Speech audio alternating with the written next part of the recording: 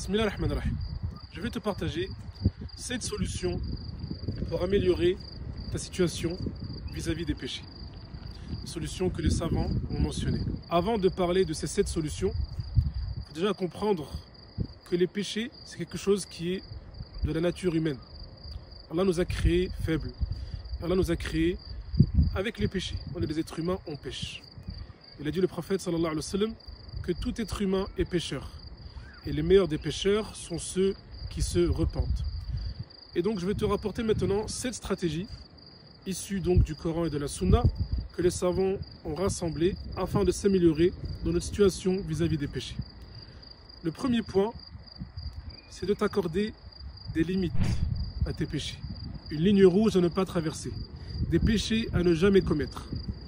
Tels que le shirk, qui est donc le pire des péchés, le fait d'adorer autre qu'Allah subhanahu wa ta'ala.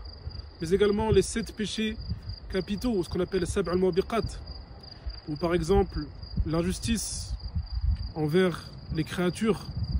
Donc accorde-toi des limites. On pêche tous, oui, mais ça ne veut pas dire qu'on doit faire n'importe quoi. Le deuxième point, c'est de ne pas continuer dans le péché. Oui, on pêche, mais ça ne veut pas dire qu'on continue dans ce péché-là. On pêche, on l'arrête. Et si on retombe, on l'arrête. Donc le péché, il arrive. Mais la continuité, tu peux l'arrêter. Le troisième point, n'expose pas tes péchés. On sait qu'Allah il pardonne, subhanahu wa ta'ala. Sauf au mujahir, celui qui expose ses péchés. Comme les savants disent, ne sois pas un employé de Satan, bil majan, gratuitement. Donc quand tu exposes tes péchés, sans le savoir, tu attires les autres vers ton péché. Et sans le savoir, tu augmentes tes péchés et tu augmentes la colère divine sur toi. La personne qui fait des péchés en cachette, devant Allah, il est beaucoup mieux que celui qui fait des péchés alaniya, publiquement, et qui les montre sans aucune pudeur ou timidité. Le quatrième point, les péchés sont de notre nature, on est d'accord. Mais essayons de les réduire autant que possible.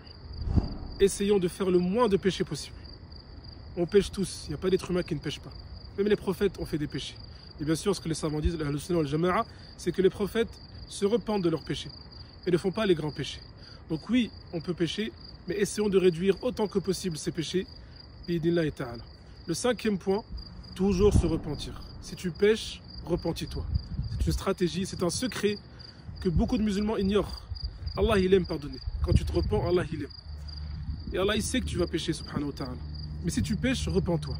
Avec l'intention de ne jamais refaire le péché, avec l'intention d'arrêter le péché et avec le regret. Et si tu retombes dans le péché, tu te repens encore une fois. Et à chaque fois que tu te repens, Allah subhanahu wa ta'ala, il aime cela. Ne pense jamais que le repentir n'est pas valable. Ça, ce n'est que des ruses du diable. Allah, il aime quand tu te repentis. Allah, il est heureux de son serviteur qui se repent envers lui. La 6e stratégie, comment donc réagir face au péché? Si tu commets un péché, fais des bonnes œuvres juste après. Si tu commets des sayyi'at, fais des hasanat. Car on sait que que les bonnes œuvres, elles enlèvent les mauvaises œuvres. Et rien ne t'empêche de faire des bonnes œuvres si tu en fais des mauvaises. Ne pense jamais que tes bonnes œuvres elles sont caduques ou n'ont pas de valeur si tu es un pécheur. Bien au contraire. Car il se peut que c'est ces bonnes œuvres-là qui, bidnillah, te sauveront.